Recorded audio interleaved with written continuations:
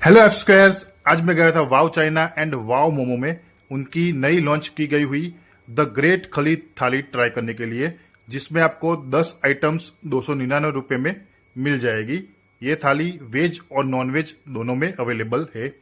ये उनका पूरा सेटअप आप देख सकते हैं।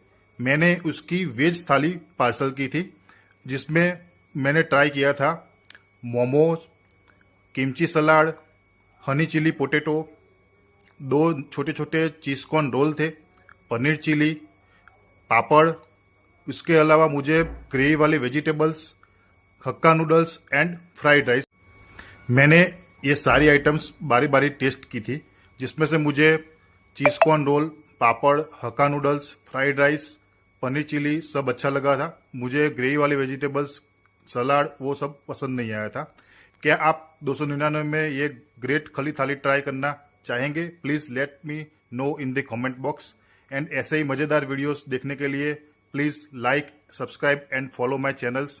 Thank you for watching.